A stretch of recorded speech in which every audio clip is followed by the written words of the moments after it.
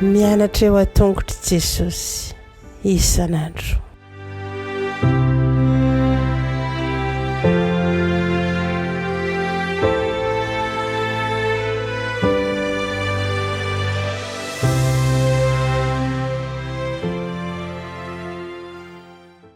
Miarabantsika tsirairay avindray tonga eto amin'ny fandraisana ny lesona ho an'ny lehibe isika amin'ity ano ity misaotra an'Andriamanitra trano izay manome ny fahasoavany sy ny famindram-pony amintsika. Aloha indirantsika amin'ny lesona anio dia hivavaka isika. Ry Tompon'Andriamanitra eo mbola velom-pisaoranao zahay ny amin'ny fitahiana sy ny fitantananao anay. Eto izahay dia handray an'izany indray amin'ny alalan'ny teninao ka dia manovoza hery ho anay ianao ny kivy ampaherezo ary ny misalasala ny amin'ny fitiavanao sy ny fahamarinanao dia aoka ianao mihitsy ny hanazava izany ao am-pony. Tonoana sy angatahana minaran'i Jesosy. Amen. Lohateny lesona antsika androany dia manao hoe ny ady farany amin'ny apokalipsy. Ny hafatry ny apokalipsy dia mihoatra lavitra noho ny tandindona izay sarom-pantarina, bibidia hafahafa, sary hafahafa.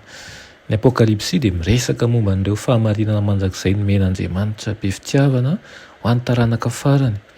Nanomboka tany an-danitra ny fifandirana teo amin'ny Kristy sy teo amin'ny Satana momba ny fanompoam-pivavahana ary lohan'ny fanompoam-pivavahana izany ady izany. Manerana ny apokalipsy ny fanompoam-pivavahana sy ny famoronana dia mifamatotra betsaka izy io, tsy azo sarahana akory. Ny apokalipsy 7:10 dia miantso antsika hivavaka amin'ny tompon'ny zavaboary rehetra, mifanohitra amin'ny teorian'ny evolutionisme izany izay nanjava an'izao tontolo izao nandritra ny taon-jato roa lasa.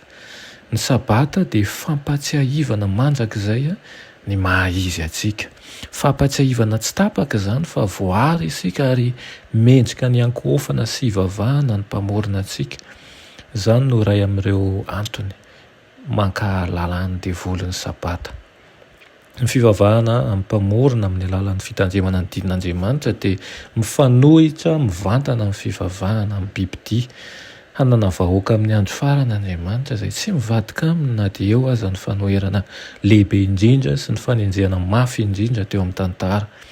Etsy ankilany ny fitandremana ny andro fitsaharana sandoka araka ny lalàn'ny fanjakana manohitra ny dito 4 dia anaiky ny fahefana mifanohitra amin'ny an'Andriamanitra.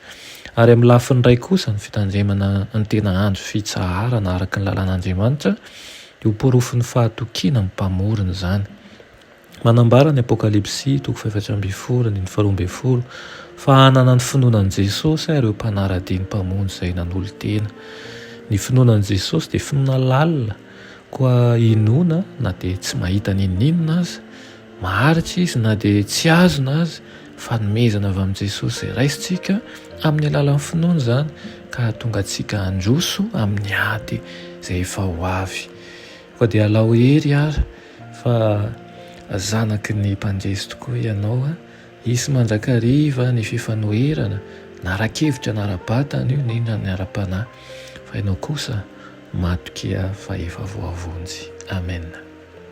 Ry tompo-mpamonjy anay eo misaotra anao indray izahay ny amin'izany teninao izany dia misaotra anay mamoa anay mandrakariva, tsy ho variana fa anatin'ny ady mandrakariva ihany koa izahay izay efa miandany aminao dia ny tananao mahery ny azona anay ka hahajoro amin'ny fanarananao hatramin'ny farany izahay. Aminaran'i Jesosy. Amen.